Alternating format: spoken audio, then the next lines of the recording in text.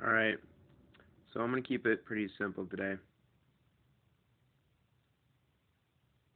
Time is always changing. From future to past, future to past, future to past. And what makes up that time when right now there is a future and there is a past? What makes right now is here. Here makes now. Literally right now. And then it moves on to the future, creates the past, moves on to the future, creates the past. And that's why I really feel that predicting the future is completely incapable of performing such a thing.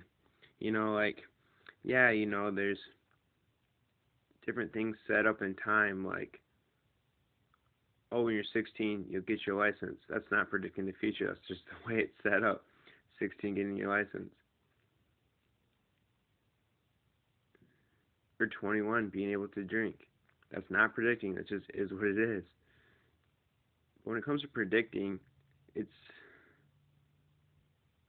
it's impossible because unless it already is structured in the way that it is what it is, if it's not, then every second, every moment is different. So really, all we can grasp is right here, right now, this particular moment, and how we act within that moment should depend on learning from the past to prepare for future moments, because they all go moment, moment, moment, moment. But don't stress yourself out. Don't get lost down some sort of tunnel of thoughts because you're creating things in your mind.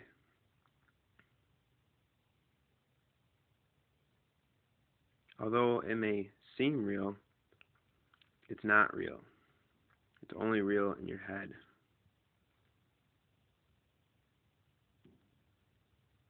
So yeah, if something feels real internally, it may not be real externally. You have to consider all of the above, all of the external things that could play a role in what your internal thoughts are. And they have to really be considered, and it's pretty hard to make sure that you have everything checked out and thought of to then make a conclusion of what it is or what's going to happen. But that's what it takes. And sometimes you just get lucky and you are correct by not thinking about everything. Sometimes you fail, but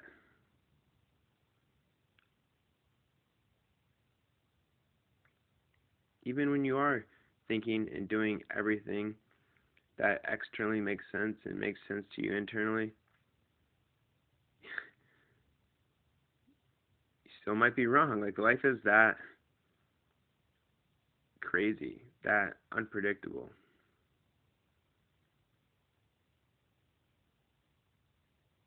So, really,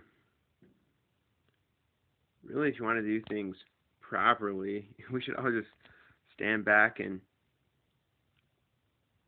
just wait for the next thing that's scheduled, planned out to take place.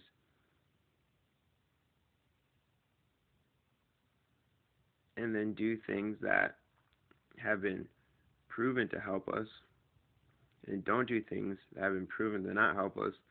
But if you really stand back, that makes life kind of boring because there's no risk involved.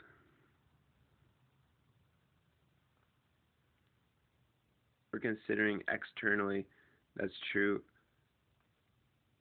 and right and true and not right. But there's a factor involved. That's internal thoughts. And internal thoughts can be good. They can be productive. They can be more correct than external things, thoughts. But sometimes internal can steer us the wrong direction, just like external things could.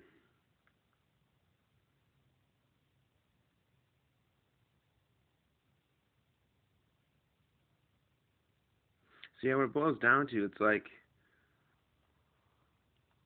kind of like, what's your point of locus? What's your locus point? And what that is, internal, external control. Some people are more controlled by all the external things, like their car, their looks, their degree, their job, their house, their all these external things that make them happy. But are they really happy? I don't know, maybe so, maybe not. And then internally, there's just these people that are so focused on them and focus only on them. And so externally they could be however, but really what makes them happy is how they see themselves. And it's a big scale. We're either kind of this or kind of that, you know, more of this or more of that. Nobody's completely one thing. We're all different aspects for our own individual, unique point of locus point.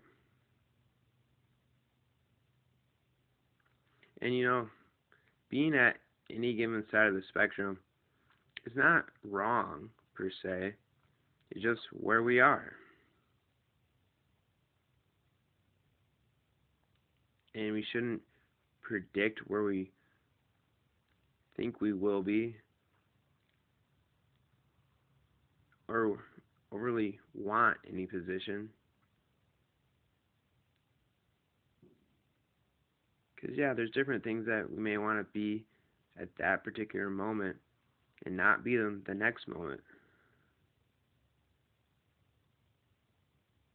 But in those circumstances, are we really being honest with ourselves?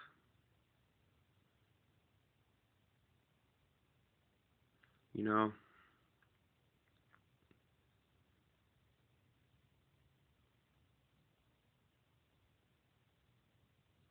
and really what it boils down to is being in the middle, being a moderate between internal and external. You know, do what you internally feel is right to do externally. And then do what's externally happening that progresses you in a positive direction, and your internal identifies that. So it's really both, back and forth, some sort of combination of the two. And that's just my feeling, because I think I am a moderate when it comes to internal and external.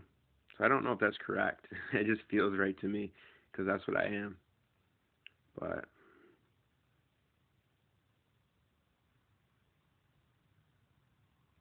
But yeah, just think about what makes you happy, what makes you sad, what makes you positive, what makes you negative, how that can play into happy or sad, and how those two things also can progress into progress or take away from you. It's just what it all boils down to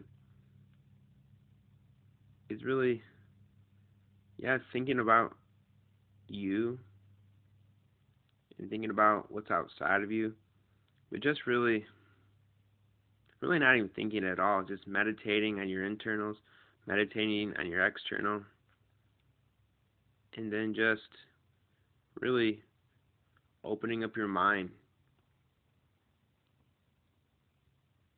to everything that exists on the outside, everything that exists on the inside, and then just make choices moment by moment. So I could talk all day, but I'll cut it off. All right, see ya.